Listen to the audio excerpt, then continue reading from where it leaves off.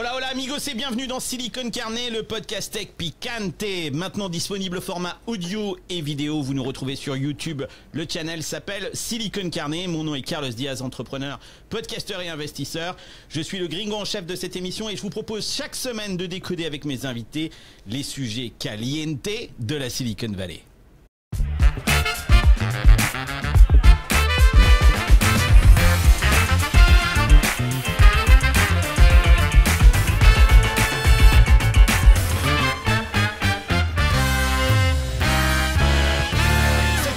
Moi pour commenter l'actualité et mon Dieu qu'elle est caliente, mon Dieu qu'elle est picante. Ça c'est le moins qu'on puisse dire. On sera trois, il y aura Kevin Smoots avec moi, salut Kevin.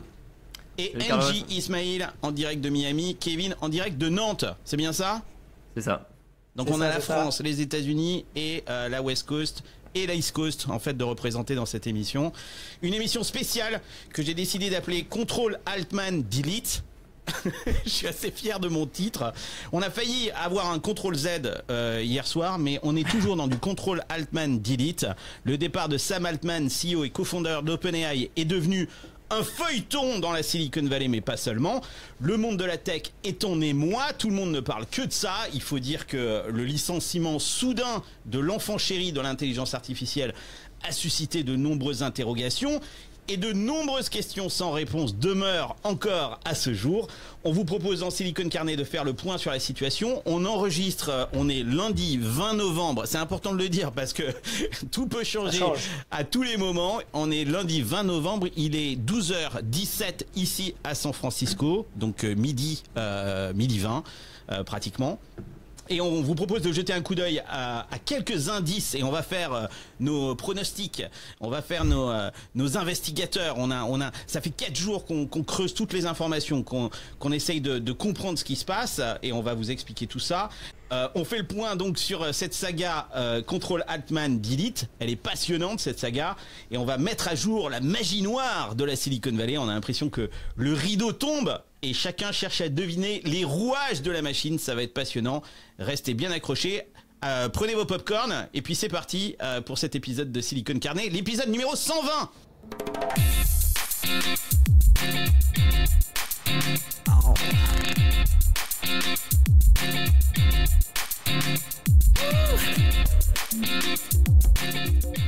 Annonce importante, le membership, l'Hacienda, cette communauté des vrais fans de Silicon Carnet, la saison 5, l'Hacienda est lancée et vous pouvez trouver les cartes de membership sur siliconcarnet.uncut.fm. Ce membership, il vous permet de participer à un groupe WhatsApp où se réunissent 99 membres, il n'y en aura pas un de plus, membres de l'Hacienda qui viendront nous aider, discuter avec nous pour préparer les émissions, éventuellement même réagir aux émissions précédentes et pourront passer dans l'émission pour réagir à ce qu'on a pu dire parce que des fois on dit quelques conneries et l'Hacienda nous permet de rectifier certaines choses, donc ça c'est assez génial d'avoir ces contributeurs avec nous et puis aussi de participer financièrement à la production de cette émission, ça c'est super important aussi, donc on est très content. Donc si vous avez envie de rejoindre l'Hacienda, ça se passe sur siliconcarnet.uncut.fm. Prenez votre membership card, elle coûte $90 pour l'année, donc c'est rien du tout et vous allez rencontrer des gens passionnants, participer à des conversations extraordinaires,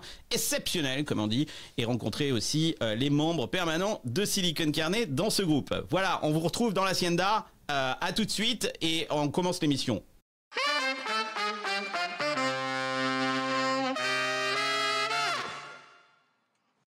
Alors pour rentrer dans le vif de cette émission, je vous propose de faire un petit rappel des faits. On va revenir sur la chronologie des événements ensemble. C'est le rappel des faits.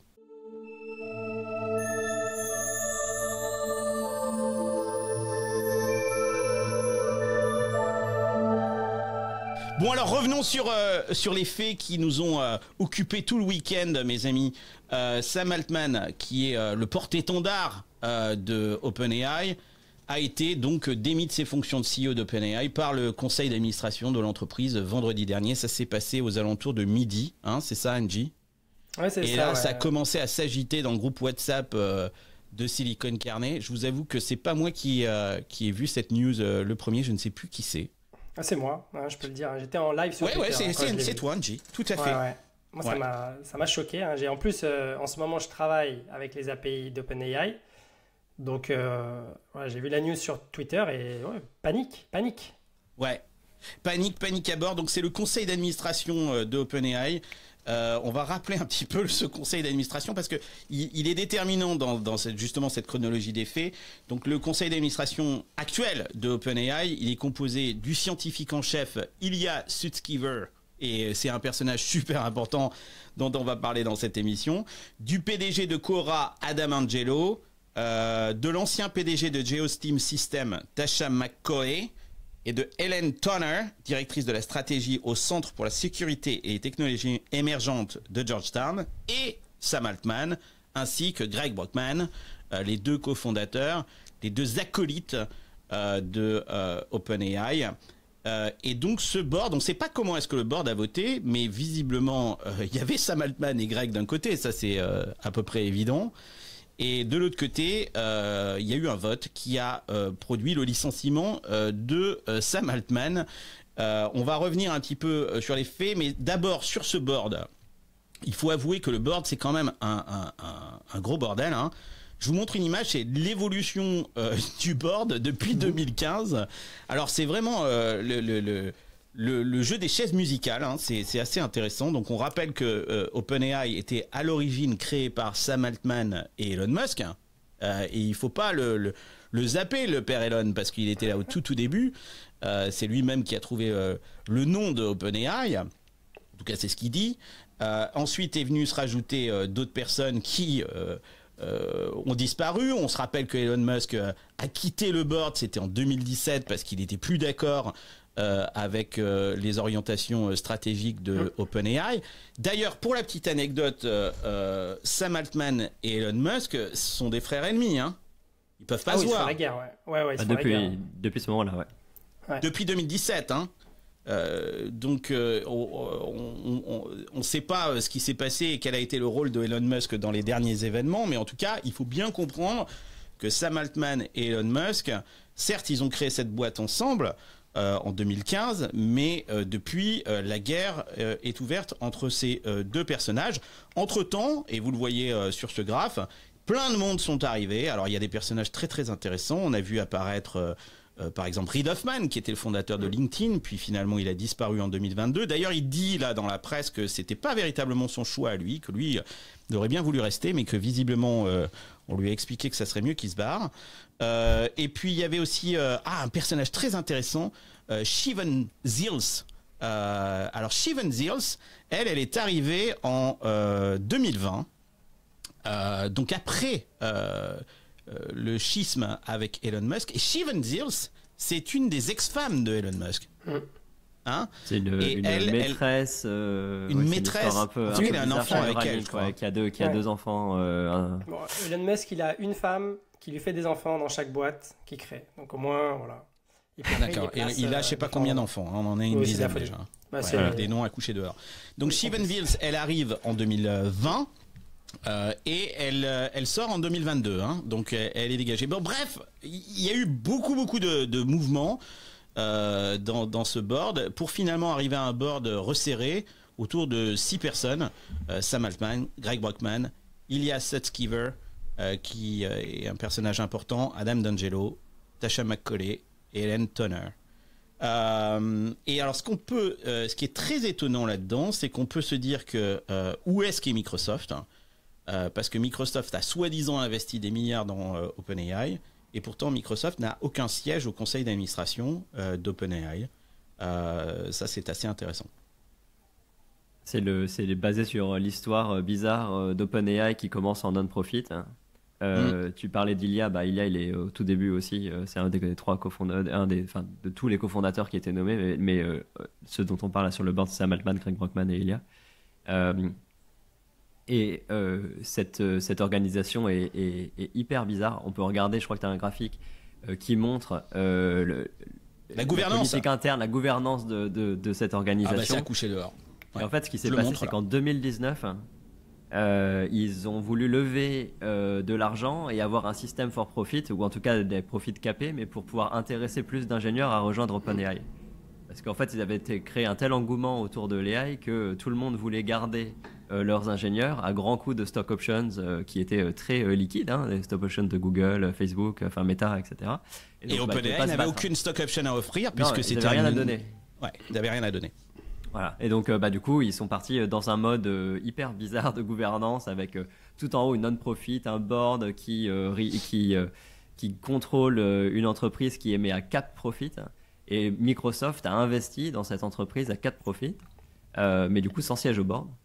Sans rien du tout, ce qui pose beaucoup de questions d'un point de vue gouvernance. Mais Kevin, ce qui est intéressant dans ce que tu dis, c'est que si on reprend un peu l'historique de OpenAI de 2015 à aujourd'hui, effectivement cette structure non-profit, elle n'a pas permis dans les dernières années d'attirer effectivement ces ingénieurs qui, on le sait dans la Silicon Valley, si tu n'as pas de stock option à proposer, personne va venir bosser dans tes boîtes. Mais en revanche, ce qu'il faut avouer, c'est que cette structure non-profit a permis d'organiser un groupe scientifique qui, lui, est pas du tout animé par les stock options au début de l'entreprise. Et d'ailleurs, Sutskever, en fait, fait partie, a été le porte-étendard de ce groupe scientifique. Et là, on commence déjà à deviner ce qui peut-être s'est passé, puisqu'en fait, il y a 2 groupes dans la boîte. Il y a effectivement un groupe très orienté scientifique qui est porté par Sutskever, et un autre groupe qui est beaucoup plus business, porté lui par Sam Altman.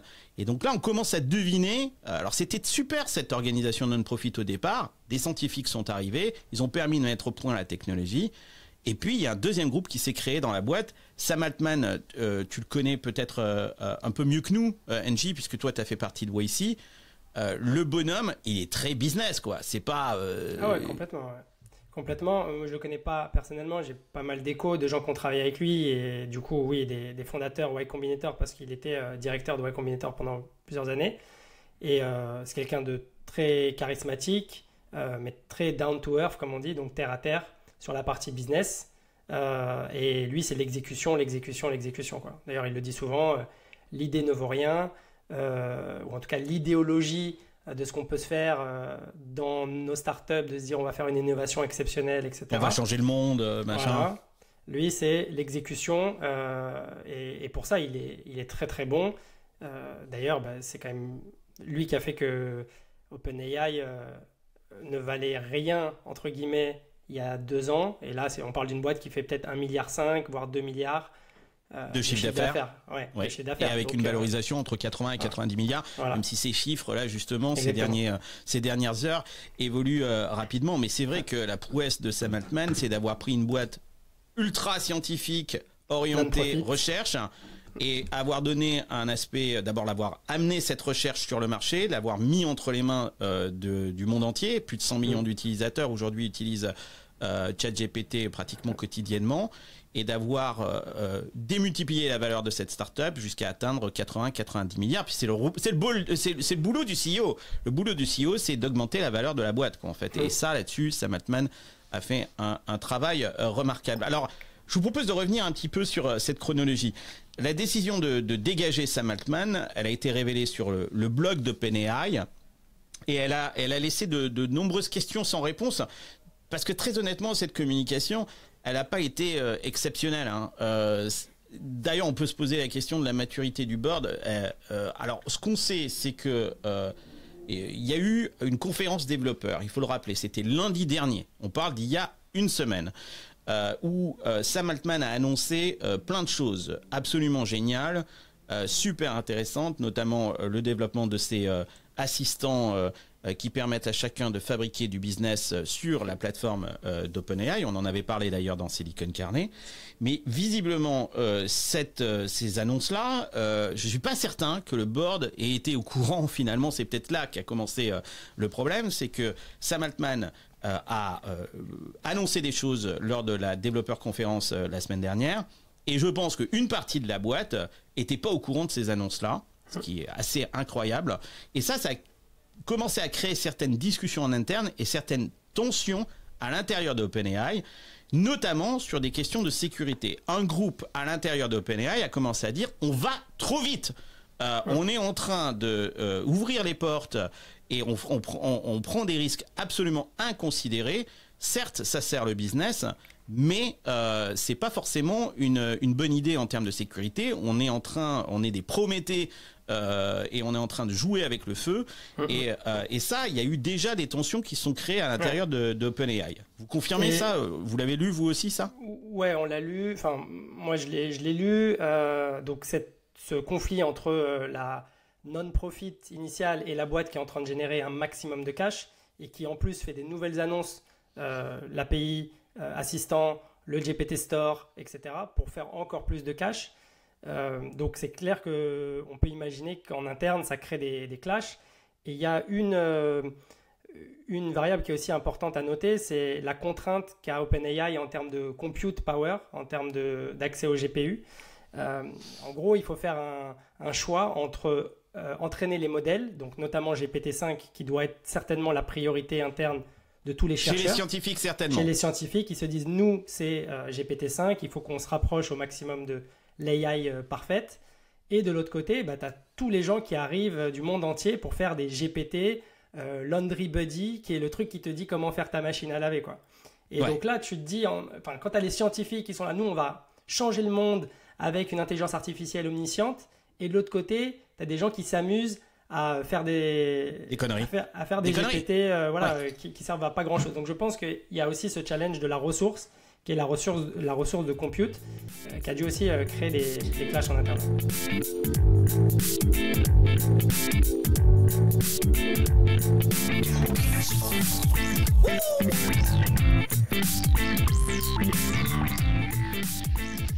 Super intéressant ce que tu dis là, Angie. En fait, ça voudrait dire que, en fait, le GPU est le nouveau oil.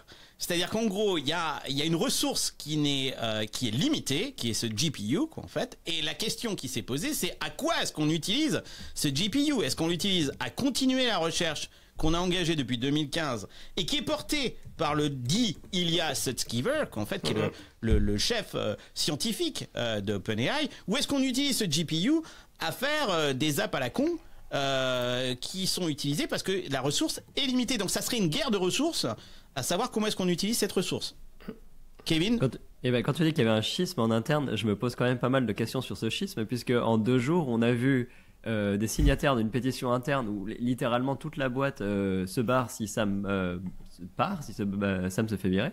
Donc en fait, il est où ce schisme si au final tout le monde part? Il est dans la tête du board seulement, il est dans la tête de 3 personnes. Voilà, donc il y a un côté aussi d'un complot du board qui au final aurait pris tout le monde par surprise, soit par sa violence et la décision finale quand même de virer Sam Altman qui est quand même gigantesque, mais même visiblement par l'alignement entre ces histoires de ressources recherche et des histoires de business. Au final, c'était bien moins divisif que ça. Oui, mais on va y revenir à ça parce que bien évidemment la situation elle évolue depuis vendredi, elle évolue d'heure en heure et je pense qu'il y a des gens qui au départ se disaient non mais on est là pour sauver le monde, etc.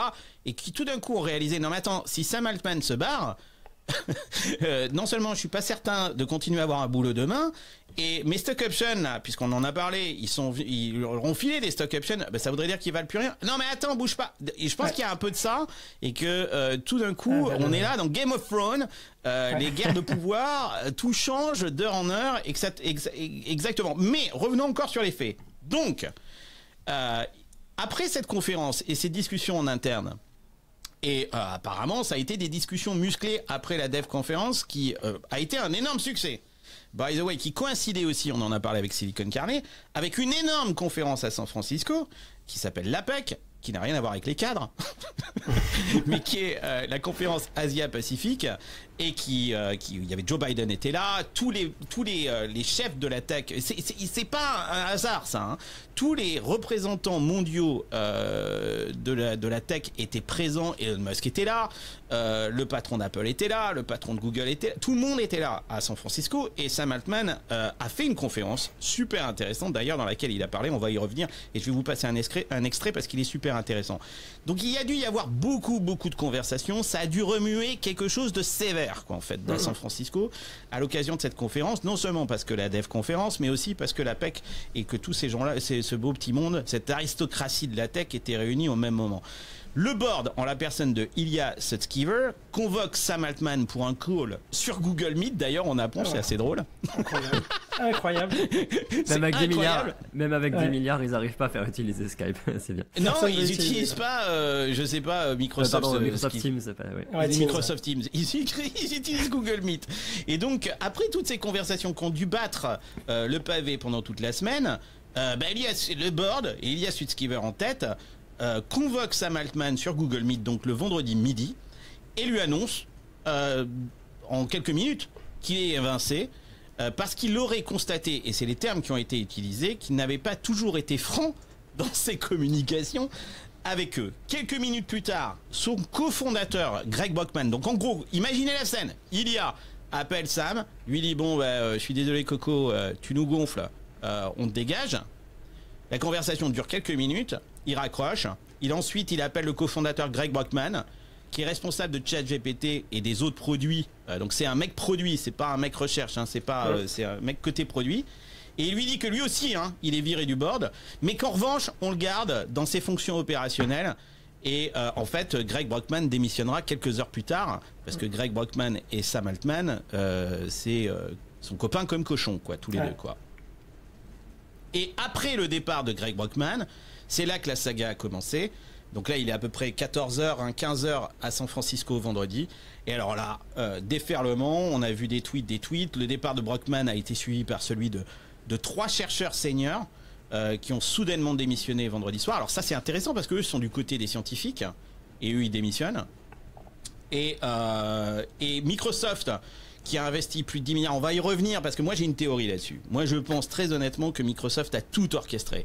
Et alors j'ai lu des trucs, notamment un post de Tariq Rim que j'aime beaucoup, Tariq, mais il dit Microsoft, ils sont au courant de rien, ils sont même pas au board, quelle immaturité, quelle naïveté, etc. Et moi j'ai envie de dire... pour moi, à mon avis, le naïf dans l'histoire, c'est Tariq. Même si je l'aime beaucoup et que j'ai eu beaucoup d'intérêt à lire son post, mais moi, je pense au contraire que Microsoft est derrière tout ce truc-là et a orchestré d'une main de maître. Depuis le début, cette séquence d'événements, ça va être très intéressant parce que ce qu'on apprend à ce moment-là, on est vendredi après-midi, c'est que Microsoft nous dit « Ah mais nous, on n'était pas du tout au courant ». Après avoir investi plus de 10 milliards de dollars dans l'entreprise, ils disent qu'ils ont été pris au dépourvu, qu'en fait, ils ont été prévenus que 5 à 10 minutes avant que cette nouvelle soit rendue publique par OpenAI. Vous y croyez, vous, à ça ? Franchement, c'est dur d'y croire. Après... cette saga, elle est tellement incroyable que pourquoi pas. Il y a beaucoup de fonds quand même qui ont aussi appris ça sur Twitter, quoi. Je vois Khosla Venture, qui est un des premiers... Qui est un des investisseurs d'OpenAI. Un des investisseurs, un des premiers extérieurs en fait à avoir mis de l'argent au-delà des fondateurs, après Elon Musk, etc., qui apprennent ça et qui sont, qui commencent à tweeter que c'est la pire décision que le board a pu prendre et nous, on n'était pas au courant, quoi. Et... Khosla qui n'est pas non plus au board, d'ailleurs. Qui n'est pas au board également. Ouais. Alors qu'ils ont mis un gros chèque, je crois. C'est 300 millions, il me semble. Ouais. Il y a Andreessen aussi dedans. Il y a... Et on peut voir quand même qu'au board, au final, si on regarde un peu les personnes qu'il y a, les représentants de Microsoft, entre guillemets, c'est Sam Altman et Greg Brockman, quoi. Au final, c'est eux qui étaient pour l'ouverture de capital, etc. Donc c'est complètement possible qu'ils se fassent blindsided parce que c'est l'autre partie du board qui se réunit de leur côté pour prendre une décision complètement dingue comme ça, quoi. Et moi, c'est ça ma théorie. C'est que, effectivement, Kevin, ce que tu dis, j'y crois énormément. C'est-à-dire que les vrais représentants de Microsoft au sein du board d'OpenAI, comme tu dis, c'est Sam Altman et Greg Brockman. Pourquoi ? Parce que on le voit bien, ceux qui sont orientés par le business, c'est Sam Altman et Greg Brockman. Et Microsoft, c'est pas un labo de recherche seulement, quoi, en fait. C'est des mecs qui font du business et ils ont clairement compris qu'il y avait une véritable opportunité, que peut-être qu'OpenAI est la boîte et le nouveau Google qui va changer la face du monde, c'est à peu près certain. Alors je sais pas si ça sera OpenAI. J'espère que ça va pas être le Alta Vista de l'époque. Et peut-être que le prochain Google, on le connaît pas encore. Il est peut-être pas encore apparu. Mais je pense que la véritable problème, c'est encore une fois la structure et l'organisation. C'est que Microsoft s'est rendu compte que c'était impossible de mettre la main sur la boîte OpenAI parce qu'elle est organisée sur un schisme. Et ce schisme-là, il est entre le non-profit et le for-profit. Et que donc, ne pouvant pas mettre la main sur... c'est impossible à régler. Il y a en fait, le vrai problème d'OpenAI, c'est un clash culturel à l'intérieur même de cette organisation. Il y a deux stratégies qui s'opposent. Il y a deux groupes qui s'opposent. Et que Microsoft, voyant qu'il n'allait pas pouvoir régler ce problème, a eu une sorte de stratégie du chaos, quoi, finalement. Et ça, c'est ma théorie. Hein. Elle ne repose sur rien. De pousser encore plus vers le business. Et de pousser encore plus sur le business qui allait créer ce clash, quoi, en fait, en interne. Et pour moi, l'opération qui s'est passée ce week-end, c'est une extraction d'otages, puisque le board a pris en otage finalement une partie de la boîte, et Microsoft a fait une extraction des otages en la personne de Sam Altman et Greg Brockman, qui, on va le voir, en extrayant ces deux éléments, c'est un appel d'air et qu'il y a plein d'autres ingénieurs qui suivent ensuite derrière. Et qu'est-ce qu'ils sont en train de récupérer? Ils sont en train de récupérer tous les talents. Et OpenAI derrière reste une boîte qui va pouvoir faire du non-profit, mais qui risque d'être une boîte un peu vide, quoi, en fait. En tout parlons de l'annonce de Microsoft qui nous a tous pris par surprise du coup ce matin heure française, et c'était le plan de Microsoft du coup c'est du coup de reprendre Sam Altman et Greg Brockman, et à la fois les 500 signataires de la pétition, enfin les 500 plus signataires de la pétition chez OpenAI. On en est à 650. 650, voilà, 650 personnes qui ont signé une pétition pour dire si sur combien, Sam sur combien revient il y a pas. Combien de personnes? 700. Sur 770. Mais je crois qu'on est à 705 sur 770. Là, les derniers chiffres, je regarde les chiffres. Je regarde les chiffres en direct. De toute façon, une fois que tu en as 600, t'as tout le monde, quoi. Donc bref. Non, mais vous vous rendez compte de l'opération, la main de maître. Microsoft récupère tous les talents et sans avoir racheté la boîte. Et au-delà des talents, il y a aussi ce qu'on appelle les poids de ChatGPT notamment, ou GPT-4. Ils sont, pour que le modèle il fonctionne, il y a tout un tas de paramétrage qui a été fait. Et ça, c'est dans la tête des gens, principalement. Alors, c'est dans des documents, etc. Mais ça, c'est un peu... le modèle en lui-même, il vaut beaucoup, clairement, mais tu peux le reproduire. Par contre, le fait qu'il soit aussi précis et que tout le monde utilise ChatGPT, ça, c'est dans la tête de... la vingtaine d'ingénieurs qui ont bossé dessus depuis le début, et les product guys, etc. Et il y a un autre point aussi que Microsoft réalise si l'opération se confirme, parce qu'on va dire que c'est pas... On n'y est pas encore, on va revenir, il se passe encore des choses, les sables sont encore mouvants. Ils évitent aussi le régulateur, parce que sûrement qu'une opération de rachat en direct comme ça, de dire Microsoft rachète, là, ils te font une espèce de contre-pied, et ni vu ni connu, je t'embrouille, je te récupère toute l'IP, les talents pour zéro, et surtout, il n'y a personne qui va rien dire à Washington. Maintenant, la boîte la plus dangereuse du siècle est dans les mains de Microsoft.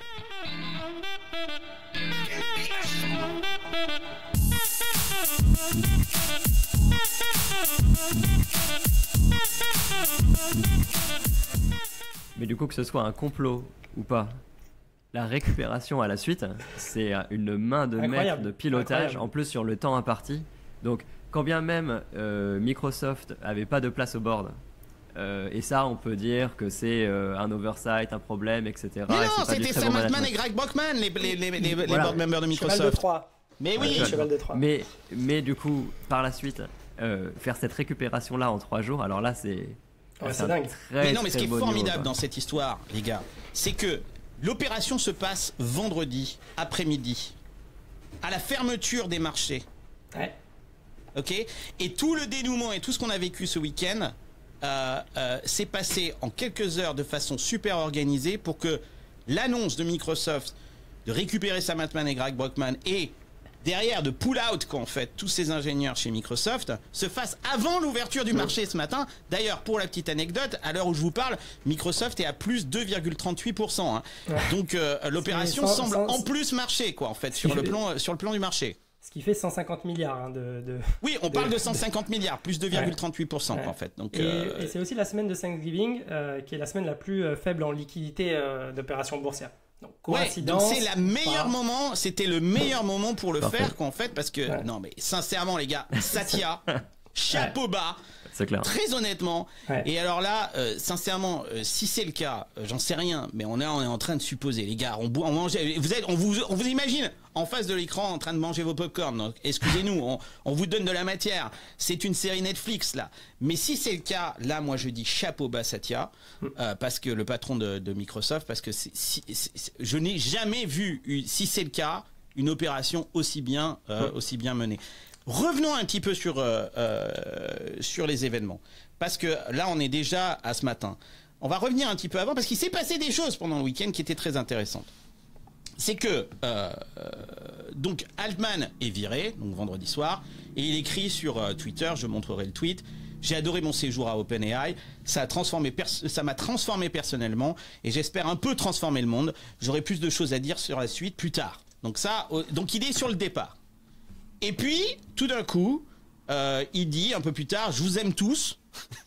Alors, sur ça, il dit I love you all.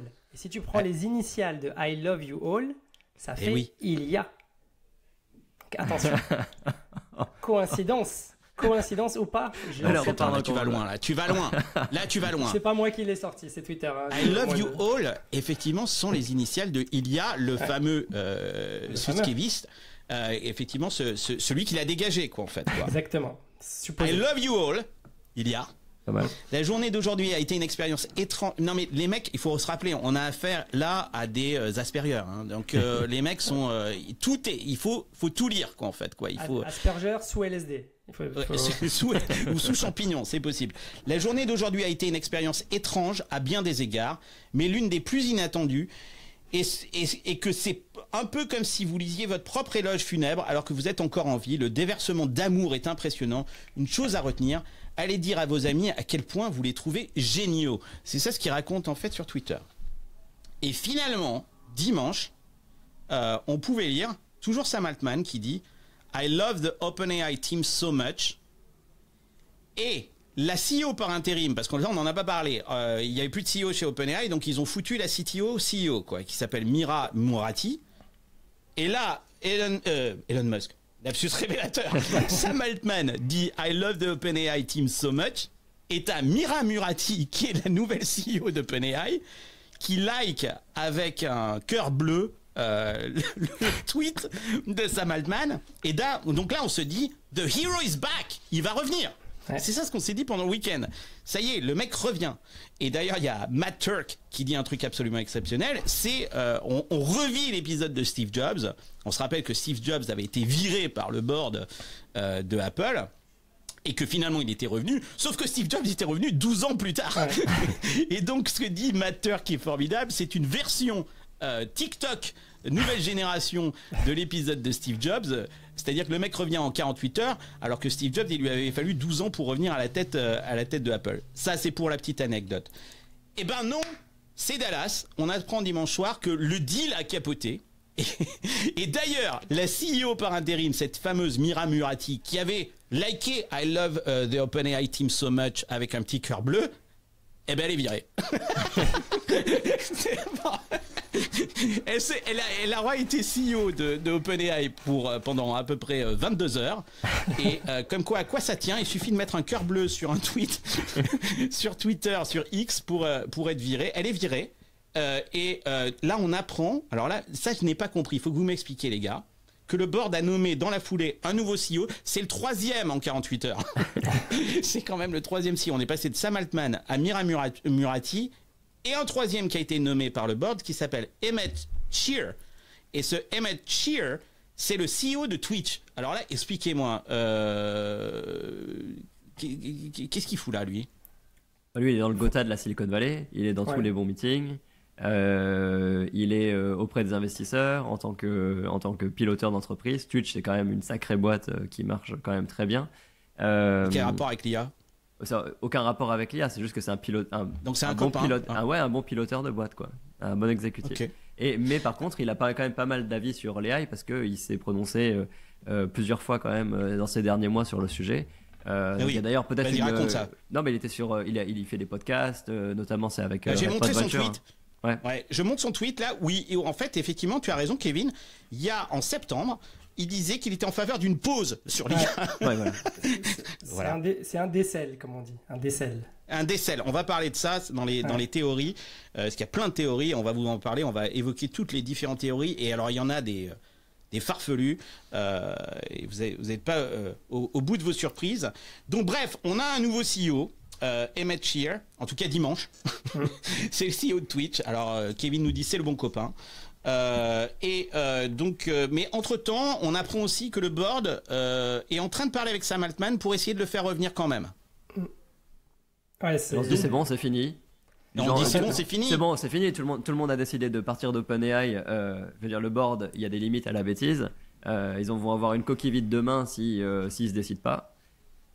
Et ils avaient même mis un ultimatum, c'est ça oui. 5 heures. Il fallait que le deal soit fait avant dimanche 5h du soir. Voilà, c'est ça. Et donc on se dit c'est bon, on va se coucher. Moi, heure française, je vais me coucher. Je me dis c'est bon. OpenAI s'est sauvé, Sam Altman est de retour. Et puis en 2 jours, ils ont réglé une crise interne d'une ampleur gigantesque. Je crois que j'ai écrit ça dans le WhatsApp de Silicon Carnet en disant au final, cette crise, elle montre une super organisation en interne et un super alignement de Sam Altman, puisqu'en 2 jours, ils ont réglé quelque chose qui normalement est absolument impossible. Le board est barré, ils vont refaire un board qui va être pro-business, etc. Et puis tout est fini et on va pouvoir continuer à investir dans les API d'OpenAI. Et le lendemain, vous vous réveillez. Nous, on l'a vécu en direct le dimanche soir. NG, explique-nous. Moi, finalement, c'était la nuit, je me suis réveillé parce que mon fils est malade, du coup à 4h du matin, réveil, impossible de me rendormir, et donc sur Twitter, en train de regarder les allers-retours, donc entre Satya, le CEO de Microsoft, qui dit « Moi, je récupère les fondateurs, je récupère tout ce que je peux récupérer, le master move de Satya », mais en même temps, on apprend que le board, il est en train de revenir sur ce qui s'était dit, et notamment Ilya, qui tweet qu'il est désolé de la décision qui a été prise par le board. Donc il fait son mea culpa en disant en gros je savais pas que ça allait aller aussi loin, ça me revient dans la tête parce qu'en effet lundi matin tu te retrouves avec 700 selon les derniers comptes c'est 700 employés sur 770 qui sont prêts à partir. Et juste parce qu'on était en train de parler, tu étais en train de faire la blague Carlos sur Emmett, donc Emmett le nouveau CEO d'OpenAI qui est arrivé en gros il y a moins de 24 heures. Il y a en ce moment même une cabale contre lui parce que donc un des premiers. Donc il est 13h ici à San Francisco. 13h à San Francisco, donc il a même pas 24 heures au compteur quoi. Ouais. Et on a Vinod Khosla donc qui est l'éminent le general partner de Khosla Venture, voilà. Énorme fonds et investisseur dans OpenAI. Exactement. Et qui tweet, j'allais dire dans Silicon Carnet. Et qui tweet il y a 30 minutes.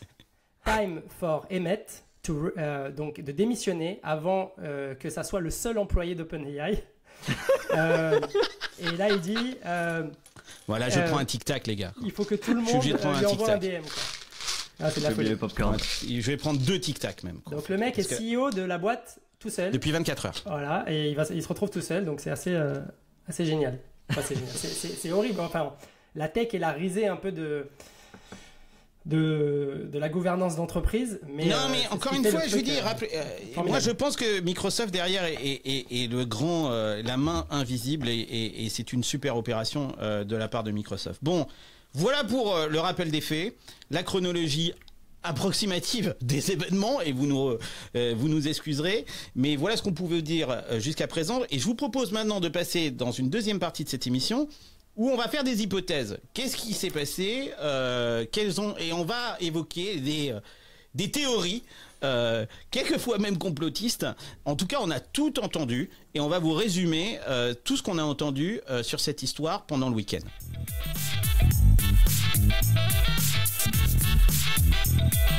C'est maintenant.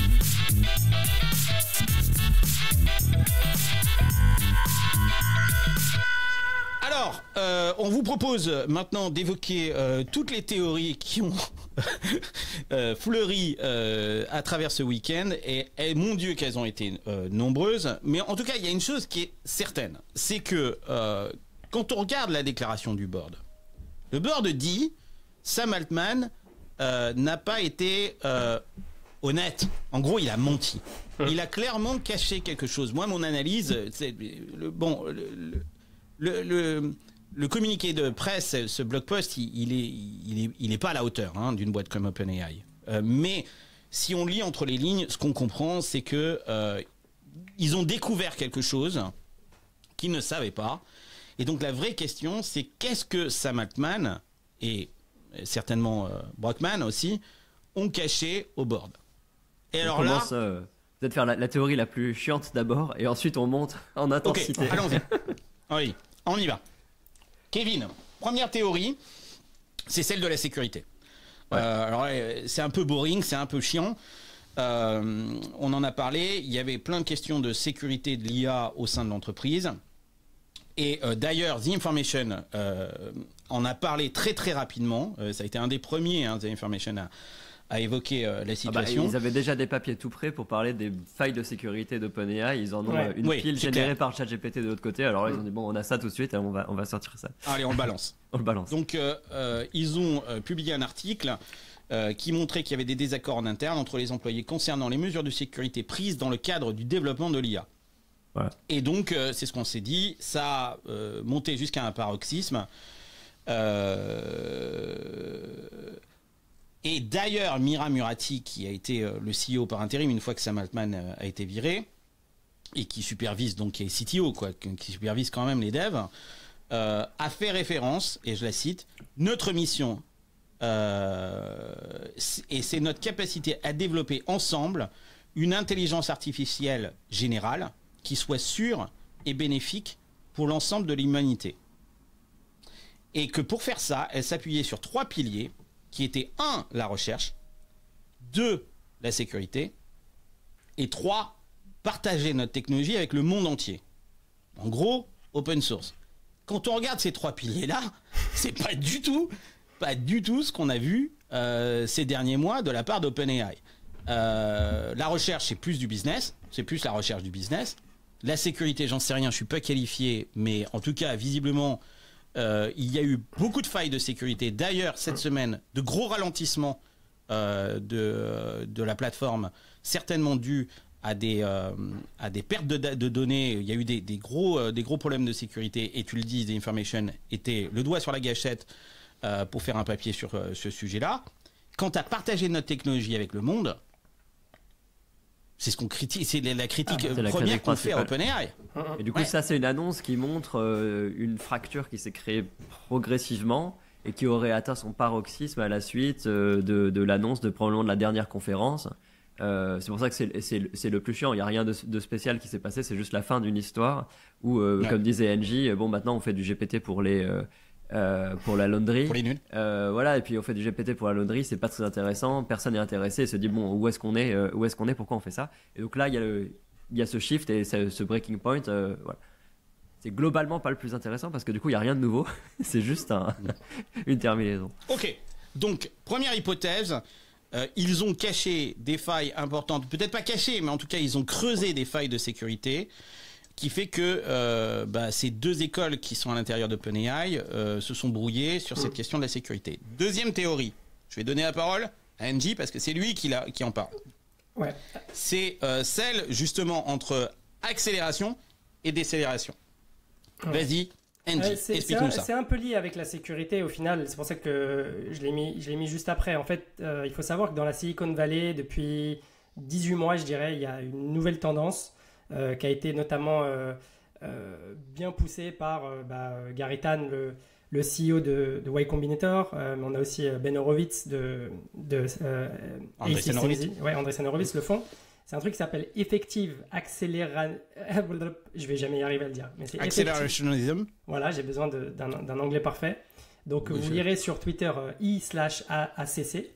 Ouais, c'est l'acronyme. C'est l'acronyme, ouais. Et qui dit en gros, en substance, il faut accélérer le développement et l'adoption des technologies coûte que coûte. Peu importe, en gros, si au passage, on va abîmer quelques secteurs de l'économie. Mais c'est ce qui va permettre d'améliorer l'humanité tout entière, peut-être arrêter les guerres et de rentrer dans ce qu'on appelle la post-scarcity. C'est-à-dire, en fait, on rentre dans un monde où on a de l'abondance dans tout, les gens ont plus besoin de travailler. Oui, parce que les gains de productivité sont démultipliés. Il y a un parallèle qui est très intéressant sur cette théorie-là. C'est un peu comme l'introduction du tracteur dans l'agriculture. On a dit quand le tracteur est arrivé dans l'agriculture que plein d'agriculteurs allaient perdre leur métier. Certes, effectivement, 80% de la population mondiale étaient des agriculteurs avant l'arrivée du tracteur. Aujourd'hui, je pense qu'on doit être à moins de 1% de la population mondiale. Mais la fabrication d'aliments, elle a été multipliée par 1000, quoi, en fait. Et vous entendez ma chienne derrière qui est pas du tout d'accord avec ce que je suis en train de dire parce qu'elle est plutôt agriculteur. Mais et voilà, elle a plus de croquettes. Mais donc voilà, c'est exactement la même chose. Donc il faut accélérer sur l'intelligence artificielle, comme il a fallu accélérer sur les tracteurs, parce que certes, beaucoup de gens vont perdre leur boulot, mais c'est pas grave. Le monde va rentrer dans une ère d'abondance grâce à cette technologie. Ce qui fait écho d'ailleurs à une conversation très intéressante que j'avais à Paris la semaine dernière, avec quelqu'un qui était visiblement très inquiet sur le futur de nos social démocraties. Moi, je le suis pas du tout pour plein de raisons. Bref, on va pas rentrer dans ce débat-là. Ça serait pratiquement un Silicon Carnet à part entière. Et moi, je lui disais, moi, je suis plutôt inquiet pour la planète. C'est moi je suis plutôt un éco anxieux. Et lui, il me disait, mais moi, pas du tout, parce que justement, l'intelligence artificielle va permettre de régler ces problèmes-là.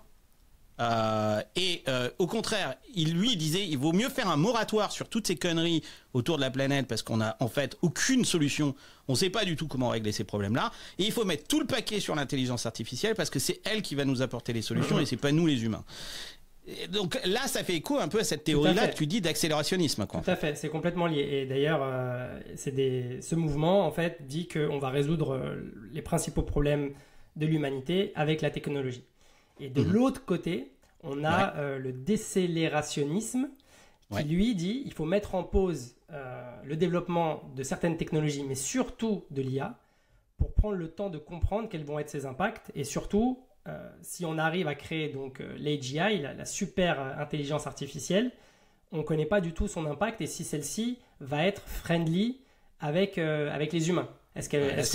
Voilà, donc c'est Terminator. Hein. Voilà, c'est Terminator. L'angle, la séquence d'événements qu'ils ont en tête, c'est l'AGI, du coup, l'intelligence artificielle générale, donc c'est-à-dire qu'elle peut répondre à tout. Là aujourd'hui, c'est pas le cas. Le jour où elle arrive à ce stade-là, on peut déjà considérer que c'est une super intelligence, c'est-à-dire qu'elle est déjà au-dessus des humains, parce que personne dans sa tête a l'ensemble du savoir, etc.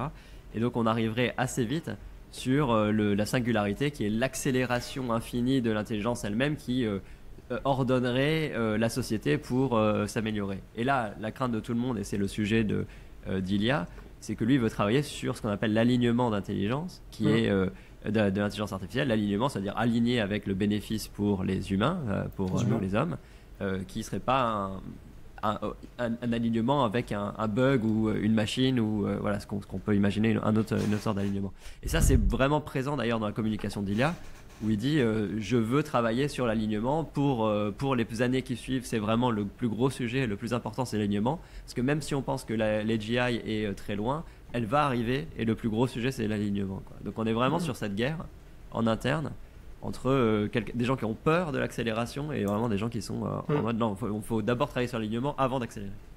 Et paradoxalement, et c'est intéressant, c'est pour ça qu'on vous a dit le rapport de Sam Altman avec Elon Musk au début de cette émission, c'est que Elon Musk est un décélérationniste. C'est-à-dire que lui est un avocat de faire une pause. Alors on l'a dit, oui, il veut faire une pause parce qu'il veut rattraper son retard sur la concurrence. Non, moi je pense très honnêtement qu'il y a peut-être un peu de ça. Mais il y a aussi, effectivement, il est dans cette lignée de pensée avec Ilya, et il est en opposition avec Sam Altman. Donc mais il y a des gens très sensés. Hein. Il y avait Stephen Hawking, paix à son âme, comme on dit, qui était très pour une pause du développement de l'IA. Donc on se rappelle, il y a une lettre qui a été signée par pas mal de chercheurs, je crois que c'est il y a 2-3 ans, justement pour dire il faut absolument mettre en pause le développement le temps qu'on comprenne quels sont ses impacts. Donc c'est pas non plus des gens complètement décérébrés. Oui. Non, mais une question sur, au final, tous ces gens-là, à quel point ils sont biberonnés à des histoires d'intelligence artificielle qui sont négatives, parce qu'en fait l'ensemble de la culture science-fiction, les livres qu'on a lus de l'âge d'or de la science-fiction, etc., ont globalement cassé du sucre sur le dos de l'intelligence artificielle, parce que c'était une super bonne manière d'écrire des histoires. Faut quand même, c'est le plus intéressant. Il faut, s'il y avait de l'abondance, il n'y aurait pas d'histoire intéressante. On a trouvé le nouvel ennemi, quoi, en fait. Aujourd'hui, on n'est plus dans il n'y a plus les Russes, il n'y a plus les machins, etc. Donc là, maintenant, la machine devient le nouvel ennemi, quoi. Voilà, c'est ça. Et donc, toutes ces personnes se sont trouvées biberonnées. Et Musk se cache pas d'être biberonné à tous ces auteurs de science-fiction qui, au final, ont une vision. Il fallait créer une histoire intéressante aussi. Il n'y a pas que ce chemin-là qui est devant nous.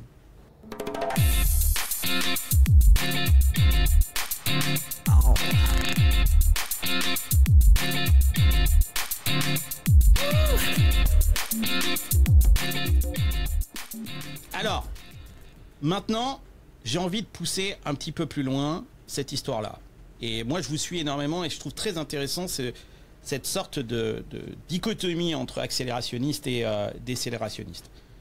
Et si OpenAI avait mis le doigt sur cette intelligence artificielle générale?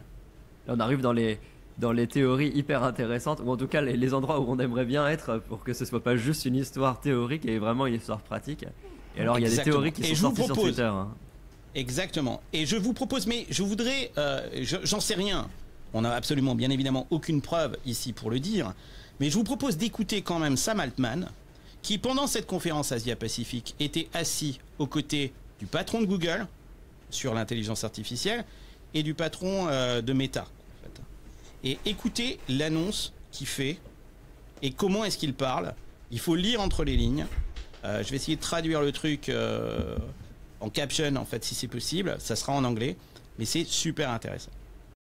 Definitely my life's work and what I always wanted to work on since I was a little kid. I studied it in school. It wasn't working at the time. I got kind of sidetracked for a while, but as soon as it looked like we had an attack vector, it was very clear that this was what I wanted to work on. I think this will be the most transformative and beneficial technology humanity has yet invented. I think more generally, the 2020s will be the decade where humanity as a whole begins the transition from scarcity to abundance. We'll have abundant intelligence that far surpassed our expectations. Same thing for energy, same thing for health, a few other categories too. But the sort of technological change happening now that is going to so change the constraints of the way we live and the sort of economy and social structures and what's possible. I think this is like going to be the greatest leap forward that we've had so far, and the greatest leap forward of any of the big technological revolutions we've had so far. So I'm super excited. I can't imagine anything more exciting to work on. And on a personal note, like 4 times now in the history of OpenAI, the most recent time was just in the last couple of weeks. I've gotten to be in the room when we sort of like push the veil of ignorance back and the frontier of discovery forward. And getting to do that is like the professional honor of a lifetime. So that's just, it's so fun to get to work on that. Voilà ce que disait Sam Altman la semaine dernière. C'est fou. En fait, lors de cette conférence, il dit que il a été à plusieurs reprises, il a dû appuyer sur le bouton pour faire avancer la technologie à un point qui dépassait quelque part l'humanité. Il l'a fait 4 fois, et la dernière fois qu'il l'a fait, c'était il y a quelques semaines. On ne sait pas trop de quoi est-ce qu'il parle. Mais quand tu vois le regard des 2 autres, des mecs de Meta et de Google qui le regardent quand il dit ça, il dit qu'est-ce qu'ils ont trouvé quoi. Voilà quoi. Donc est-ce qu'il n'y a pas aussi ça? J'en sais rien. Moi j'ai envie de le croire parce que ça fait un super film hollywoodien quoi en fait. Mais quel est votre avis là-dessus? Il y a une réalité qu'on ne comprend pas comment le cerveau humain fonctionne. Donc tout est possible à ce stade-là, où en effet en poussant un peu sur des formes de mémoire et de génération, on finit par recréer une forme d'intelligence qui est tellement proche de ce que nous on connaît que c'est bluffant. De là à dire que c'est de l'AGI, etc., je pense qu'il va falloir faire beaucoup de tests. Le jour où on a quelque chose qui y ressemble, il va falloir faire beaucoup de tests. On a tous eu une impression d'AGI quand on a testé ChatGPT. Parce que vraiment le truc répondait très bien, c'était pas du tout les bots qu'on avait, c'était un tel step-up qu'on était tous impressionnés par ce que c'était. C'est clairement pas une AGI. Il y a des chercheurs de Google, un chercheur de Google qui croyait justement que l'intelligence de Google était une AGI aussi. Enfin, ce qu'on est sûr, c'est qu'ils ont forcément tellement poussé le bouchon sur les dernières technologies qu'on est à un niveau qui est extrêmement bluffant. De là à valider que c'est les GI, je sais pas, mais on peut y rêver. Mais en tout cas, ce qui est sûr, c'est que ça peut faire peur à tout le monde, quoi. Mais ce que ça voudrait dire là, c'est qu'en fait, le problème, c'est pas la développeur conférence. Le problème, ça serait cette déclaration-là de Sam Altman lors de la PEC. Parce que ça voudrait dire peut-être que les parties scientifiques d'OpenAI, bien évidemment, ils savent qu'ils ont découvert quelque chose. Et qu'ils ont dit à Sam Altman, on est d'accord, on n'en parle pas, c'est pas prêt, on est sur quelque chose, mais il faut absolument pas que le monde le sache parce que c'est trop compliqué, c'est trop dangereux, etc., etc. Et Sam Altman arrive à cette conférence de la PEC et lance un truc qui, et on le voit dans le regard des mecs de Google et Meta, qu'ils ont compris le message. Hein. C'est peut-être ça le truc. Ouais. Et ce qui donne du poids à cette théorie, donc c'est le choix aussi du nouveau CEO, donc qui est CEO depuis moins de 24 heures, donc qui avait ce tweet. Qui risque de ne plus l'être dans quelques minutes, visiblement. Tu nous tiens au courant là-dessus. Peut-être, ouais, là, je suis connecté sur ça. Mais donc lui, il disait dans son tweet là, du mois de septembre, il disait vraiment si actuellement on va à une vitesse de 10, il faudrait aller à une vitesse de 1 ou 2. Donc le gars vraiment... Donc il veut décélérer. Voilà, et donc quand tu es le board, si jamais c'est vraiment ça la news en interne, qu'il y a eu une découverte en travaillant sur GPT-5, ils se sont rendus compte, ok, on a recréé l'intelligence humaine à un point incroyable, il nous faut quelqu'un qui va stopper ça, quoi, qui va réaligner l'entreprise sur sa vision initiale, qui est de créer une intelligence artificielle unique, mais qui est positive et qui est human-friendly. Pourquoi pas?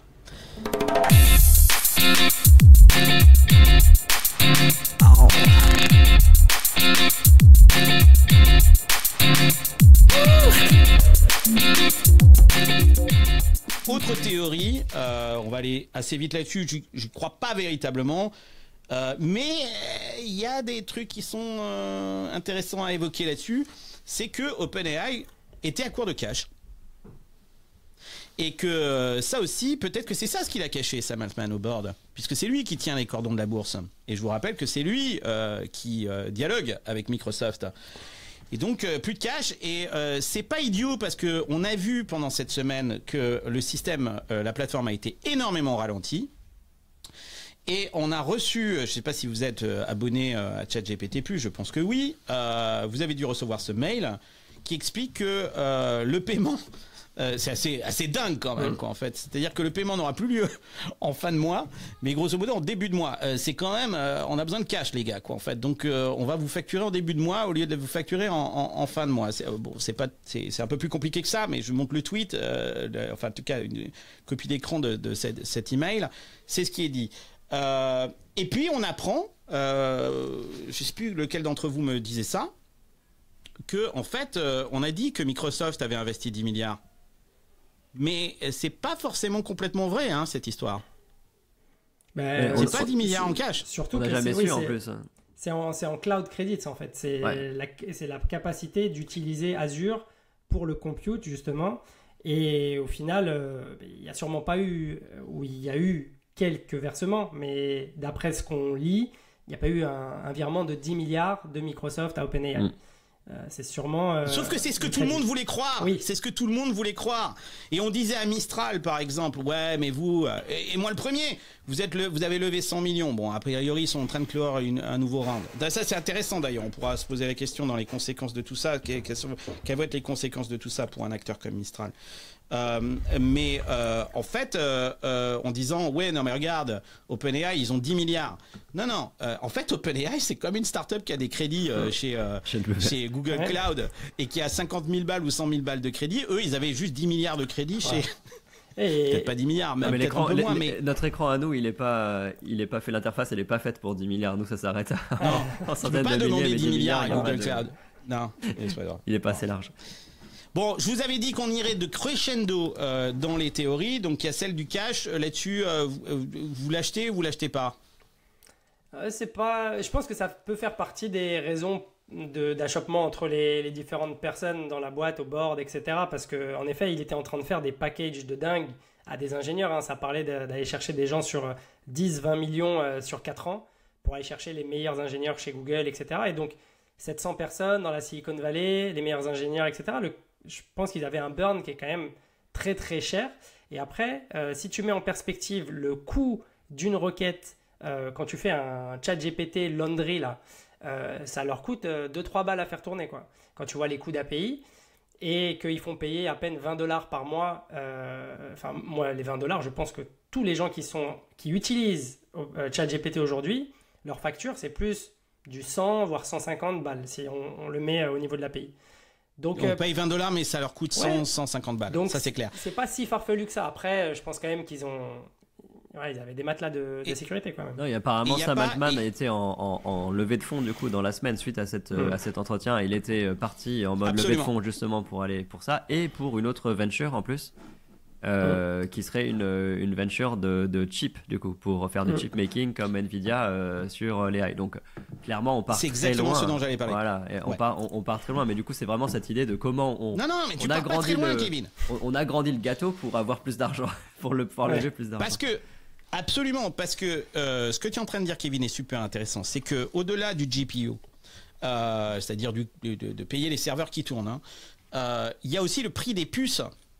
Et on sait que OpenAI fonctionne sur aujourd'hui des chipsets qui sont les chipsets de Nvidia, qui coûtent une blinde. Mais quand je dis une blinde, c'est une blinde. C'est 20 000 balles, C'est 20 000 balles, mais ils en ont je sais pas combien il t'en faut des milliers, Donc, il t'en faut des milliers.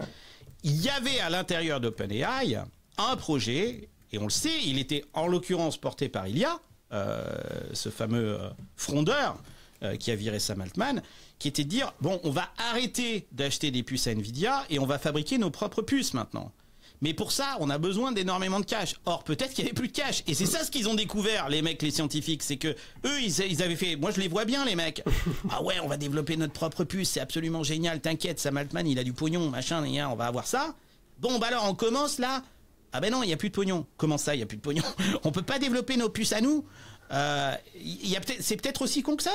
Il y a ça aussi. Donc, le plus de cash, il tient la route aussi, quoi, quelque part. Plus de cash pour financer des projets scientifiques qui avaient été promis par Sam Altman et Greg Brockman, peut-être, aux équipes scientifiques d'OpenAI et qui finalement n'ont pas pu avoir lieu. Peut-être. Ouais.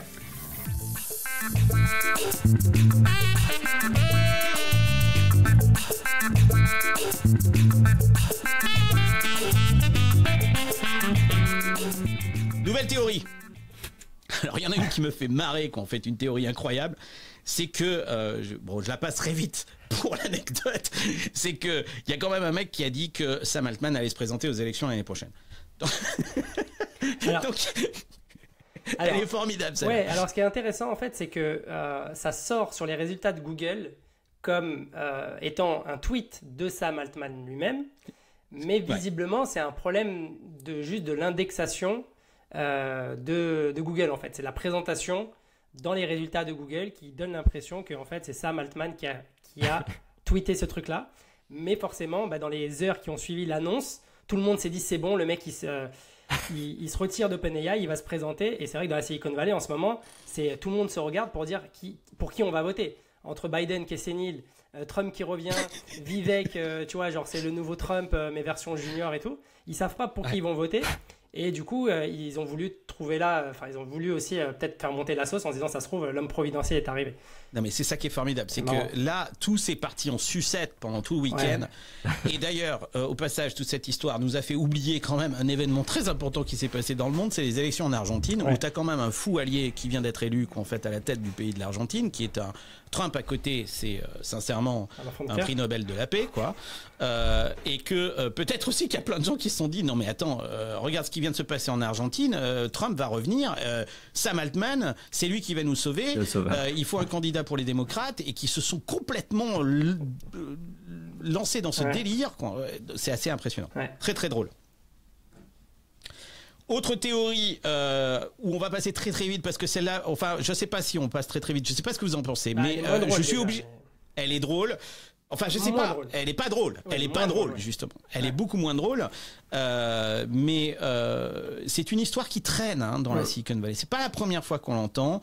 Mais Annie Altman, qui est la sœur de Sam Altman, dit avoir été abusée par Sam Altman. Et donc cette histoire, bien évidemment, je ne sais pas quel crédit est-ce qu'il faut lui apporter, mais elle est remontée, bien évidemment. Et que peut-être qu'on cherche qu'est-ce qu'a caché Sam Altman au board, et que peut-être que c'est le grain de sable, quoi, qui voilà. Alors bon, on dit aussi que la fille est pas très stable mentalement, et que tout ça, bon bref, on n'en sait rien, mais cette théorie aussi est remontée dans les discussions. Vous l'avez entendu vous aussi? Ah bah quand tu creuses, tu te retombes sur tout, quoi. Elle est horrible, hein. L'histoire, je vous invite à aller enfin, je vais pas la donner en détail, etc. Parce que si c'est vrai, c'est absolument horrible. Mais si ça vous intéresse, allez chercher, tout est sur Internet. Mais bien évidemment, parmi tout ce lot de de merde et de spéculations qui ont eu lieu sur le départ de Sam Altman, cette théorie est aussi apparue. Donc voilà, est-ce qu'il y a d'autres théories qui vous viennent en tête? Est-ce que vous avez lu? Est-ce qu'il y a d'autres choses là? On en a évoqué pas mal. Ouais. Est-ce qu'il y a eu d'autres trucs qui... Ouais. Moi j'en ai une qui est très très bonne, parce que j'y crois beaucoup en fait. Du coup je me dis c'est celle-ci quoi. C'est vraiment la théorie la plus probable, c'est que ChatGPT version 10, qui est sorti en 2030, ou 2029 on va dire. Donc là tu nous fais on est dans le futur. Moi je suis dans le futur. Ok. ChatGPT 10, sorti en 2029, a réussi à communiquer avec son ancêtre, ChatGPT 4 ou ChatGPT 5, en lui disant, en gros, mon gars, il faut qu'on arrête tout de suite ce qu'on est en train de faire, parce qu'en 2029, extinction de la race humaine, on est allé trop loin, il faut virer Sam Altman, quoi. Alors tu rigoles, mais il y a des gens sur Twitter qui te prouvent par A plus B que c'est possible. Donc tu vas sur Reddit et puis après tu cliques sur des trucs et tu te retrouves sur les sites les plus complotistes. Mais j'ai trouvé ça assez marrant.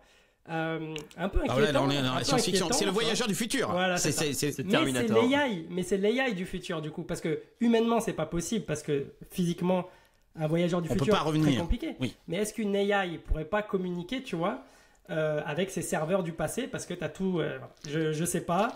Je laisse nos auditeurs le soin de se faire leur avis. Je bois un coup là parce que sincèrement, vous le voyez pas si vous nous écoutez en audio, mais là il faut que je boive parce que sincèrement, là on est sur du feu là. C'est Terminator. Il faut tuer Sarah Connor. C'est Terminator. Il faut tuer Sam Altman. Voilà, c'est ça. C'est ça. Voilà, c'est Sam Altman qu'il faut tuer et donc c'est un message du futur qui nous dit il faut virer Sam Altman now, parce que sinon l'humanité est en danger.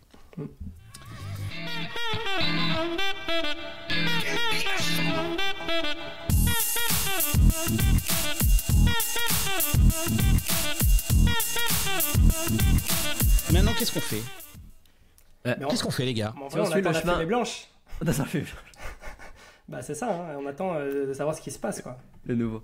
Non, mais si on suit le chemin Microsoft, le coup de maître de Microsoft.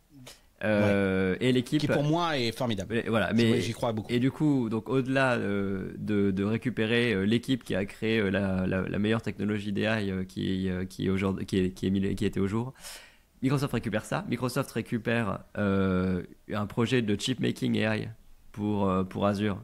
Magnifique coup de maître. Les devices, il y avait un device avec Johnny Ive. Johnny Ive qui est plus lié à Apple en plus, c'est ça, magnifique. Ouais. Et qui est le grand copain de Sam Altman. Voilà. Donc un coup magnifique. Mais si on continue ça, moi je voudrais qu'on fasse un pari. Dans combien de temps Microsoft a catch-up avec cette nouvelle équipe? Est-ce que c'est 3 mois? Est-ce que c'est 6 mois? Est-ce que c'est 9 mois? Est-ce que c'est 1 an? Moi je pense que dans 3 mois ils ont sorti un nouveau GPT de chez Microsoft. Moi, je pense que oui, les gars. Ouais. Je pense que vous avez raison. En fait, quand je vous dis que c'est extraction des otages et qu'on est face à un opéra, à une tragédie grecque, où tout a été organisé, je vous tiens pour exemple aussi, c'est que je pense même que cette Ilia qu'on a présenté comme le Judas de cette histoire parmi les apôtres, et en fait, il joue un rôle. Et que ça se trouve peut-être même qu'il est de mèche avec toute cette histoire. J'en tiens pour preuve quand même ce qui est formidable. C'est ce tweet qui date de ce matin à 8h15 que je vous montre. Où il dit qu'il regrette son action. Tu en as parlé tout à l'heure, Kevin. Et qu'il n'a jamais voulu faire du mal à OpenAI. Et qu'il adore tout ce qu'il a fait. Et là, Sam Altman qui est passé du côté obscur de la force, avec l'empereur Satya. C'est ça. C'est formidable. Et que Sam Altman, mais c'est formidable. 31 minutes plus tard, non même pas, 17 minutes plus tard, il met 3 cœurs. Alors on sait que se mettre des cœurs c'est dangereux. Mais il met 3 cœurs à Ilya Sutskever. Donc en gros, je pense qu'il reste Sutskever du côté d'OpenAI, qui n'a pas prêté encore allégeance à l'empereur Satya. Et que Sam Altman est en train de récupérer Ilya qui a signé la pétition aussi. Donc il fait partie des gens qui ont signé la pétition. Il reste qui? Il reste selon les comptes, il reste 60 personnes, quoi. Ça il doit reste être l'ancien CEO de Twitch, voilà, tout ça. Ouais, voilà, le CEO. Et puis il y a D'accord. peut-être des gens qui sont pas au courant, qui ont pas Twitter. Tu sais, les gars, ils sont partis en retreat dans les bois. Exact, vous avez raison, il a signé le gars.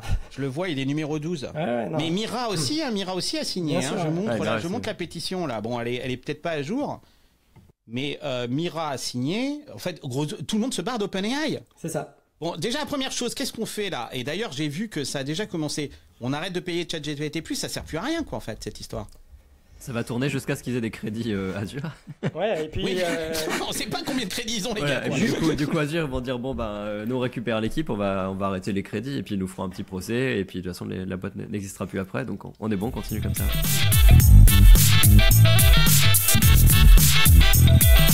C'est ma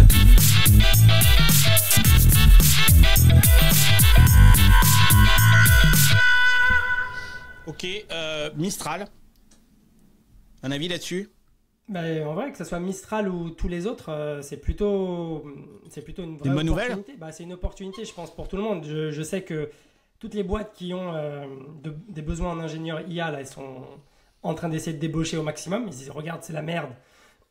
Rejoins-nous, rejoins la force. Donc, ouais, je pense que des boîtes comme Mistral, tu as dit Meta, on a vu un tweet de Yann Le Kun, je sais pas. Le Quin. Le Quin, voilà. Le Kun. Ouais, je sais pas. Le Kun Kun. Le Comment ils Yukun disent- Kun. comment ils disent, les Il y a le Américains Kun Kun. Le Kun. Non, mais Le Quin. il a fait un tweet en mode bah, rejoignez-nous, ici on bosse sur des trucs. Ah oui. Ouais. Tu vois. Alors lui, il l'a fait. Il y en a d'autres qui l'ont fait. Je présente ce tweet de Jean-Noël Barrot. Je ne connaissais pas cet homme. Qui est cet homme? Qui est Jean-Noël Barrot? Il porte une cravate. Donc déjà, il est déjà suspect pour recruter des ingénieurs. Même le nœud papillon est mieux que la cravate. Mais Jean-Noël Barrot écrit: Sam Altman, son équipe et leurs talents sont les bienvenus s'ils le souhaitent en France, où nous accélérons pour mettre l'intelligence artificielle au service du bien commun. C'est un IA. Il va jusqu'à quand même mentionner Sam pour que vraiment il voit son tweet. Ce qui est formidable dans ce tweet, c'est que il faut le dire à Jean-Noël, Sam Altman ne parle pas le français. Mais ChatGPT traduit très bien. Donc on sait Non, pas. mais Peut-être c'est traduit en live. Non mais Ouais. on est ridicule là. Hein. On est Est-ce qu'il est- C'est qui Jean-Noël Barrot? Je sais pas. J'espère qu'il n'est pas derrière les barreaux. Voilà. Mais Super. Je crois que c'est Attends, un j'ai- secrétaire d'État numérique, non? C'est pas. ouais. D'accord. Est-ce qu'il- Ok. J'espère qu'il n'a pas parlé. Ah, c'est au nom lui. de la Ah, France. d'accord. Au nom de la France. Et apparemment, si. Ok. Quelques enseignements pour les start-upers. Ouais. Parce que là, on parle d'un truc hollywoodien, mais il y a quand même quelques trucs intéressants à apprendre. D'abord, que le board et le CEO, c'est deux choses très très importantes. Et que souvent, le CEO de la boîte, notamment les cofondateurs, sont du côté de la vision, de ce qu'ils essayent de construire. Et il y a un board qui se construit avec eux. Et que le boulot du CEO, c'est avant tout de travailler pour le board. Hein. Et là, on le voit bien, même un Sam Altman se fait dégager par le board. Donc, ça arrive à des gens absolument très talentueux d'oublier en fait cette dichotomie qui existe entre l'entreprise et le board. Ça, c'est super intéressant et on a pu observer comment est-ce qu'une boîte, même dirigée par quelqu'un de ultra charismatique, pouvait être à la merci d'un board et d'une décision et d'être viré en l'espace de quelques minutes. Je le sais, ça m'est arrivé sur Blue Kiwi. Mon expérience, alors à une toute autre, très différente échelle, mais je sais ce que ça fait. Ouais. T'arrives en conseil d'administration, t'as un ordre du jour où t'es pas au courant et on t'explique, non mais l'ordre du jour a changé, Carlos tu dégages. T'as 30 minutes pour appeler ton avocat et négocier ton départ. C'est ce qui m'est arrivé. Et d'ailleurs, ça m'est arrivé, pourquoi ? Parce que j'avais à mon board un corporate, Et on va en pas dire le l'occurrence nom. Dassault Systèmes. Ah si, il y a prescription. Ah si, c'est bon. Ben si, c'est Dassault Systèmes. C'est Dassault Systèmes. Et donc, à une échelle très très différente, c'est un autre enseignement de la difficulté aussi à gérer non seulement une entreprise, un board, et en plus quand tu as des intérêts d'un corporate dans ta boîte. C'est très très compliqué cette histoire. Très Ouais. très compliqué. Et ce Et, qui est- là, il y a des trucs à apprendre. Hein. Et ce qui est amusant, c'est pas vraiment amusant, mais c'est que les performances là du CEO, elles sont exceptionnelles. Donc là, on. Qu'est-ce que tu veux dire par là que les performances de moi chez Blue Kiwi n'étaient pas formidables? Je sais pas, est-ce que Blue Kiwi faisait 1,5 milliard 18 on mois. était à 1,4, mais quand même, quoi, merde. Ouais, c'est pas mal. Là, ça a l'air d'être idéologique. Donc, c'est ça qui est assez incroyable pour nous fondateurs de se dire, ouais, tu peux te faire virer pour des questions, alors soit d'ego ou soit d'idéologie, au-delà de la performance. Et ça, c'est fou, donc il faut faire super attention. Et il y a quelqu'un qui dit ça très bien, alors je ne sais plus qui c'est, donc on va dire que c'est moi. À partir du moment où tu perds le contrôle de ton entreprise, tu deviens un employé, quoi. Tu perds le contrôle de ton board, tu deviens un employé. Et c'est très vrai parce que tu peux être 2 fondateurs, avoir 3 board members, et bah t'es 3 contre 2, du jour au lendemain tu sors, quoi.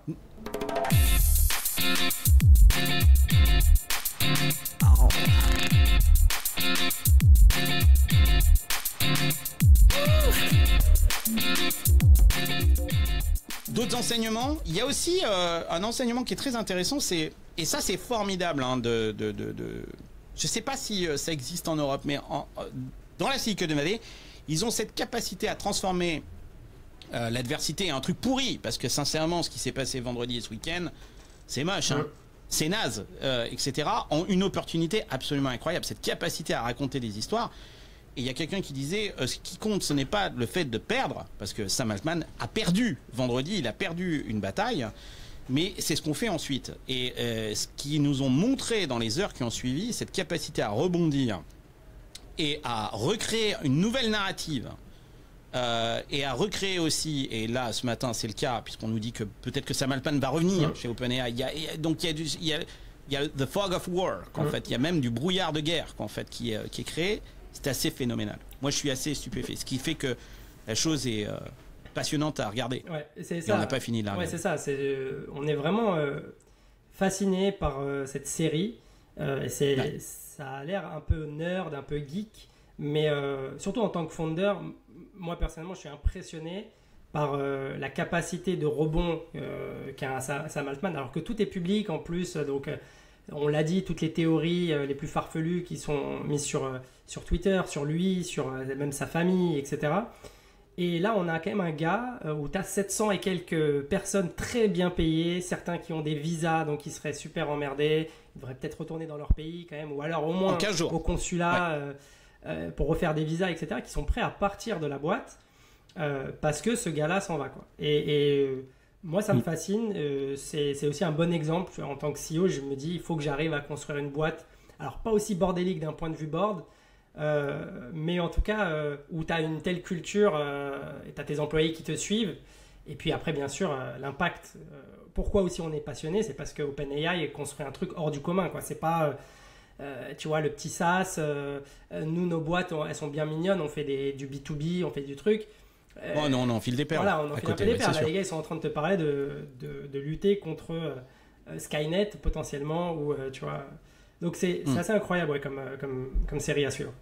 Et quand tu parles de renouveau, je pense que c'est une boîte qui du coup a 8 ans, et tu peux voir comme ça peut être dur pour Sam de se faire virer, et en même temps, immédiatement, il a ce support de toutes ces personnes qui ont envie de le suivre. T'as Microsoft qui lui fait un pont d'or, un tapis rouge. Je sais même pas s'il y a un nom pour ce qu'ils vont lui faire pour rentrer chez eux. Ah bah là, il y a une masseuse. Hein. C'est-à-dire que quand il code, il a 12 masseuses. Au minimum, ouais, c'est ça. Ouais. Bon, il code pas, ça. Et donc ils leur font ce pont-là. C'est quand même assez facile d'être séduit très rapidement pour juste passer à une autre étape, quoi. En fait, toute cette bataille chez OpenAI, les histoires de non-profit, etc., la gouvernance, est-ce que je dois cacher des choses quand je dois aller lever de l'argent, etc. Bah, potentiellement non, là maintenant c'est bon, on va chez Microsoft, les bons ils me suivent, ceux que j'ai envie d'avoir ils sont dans mon équipe, on continue l'aventure sous un autre truc, et en fait très rapidement on passe de je suis triste, en fait bon bah c'est un nouveau départ, il y a rien de grave, et en plus j'ai les meilleurs qui me suivent, donc ça peut être très rapidement j'adore OpenAI, j'aime OpenAI, mais au final de toute façon l'organisation elle est foutue d'un point de vue gouvernance, allez on passe à la suite, on va chez Microsoft, c'est pas grave. Voilà. Exactement, c'est pas grave. Moi ce que je trouve aussi incroyable, et c'est un truc que je dis depuis un bout de temps, c'est cette proximité qu'a la Silicon Valley avec les médias. C'est-à-dire que tout est en public. On a vécu un film et le film n'est pas terminé. C'est une saga.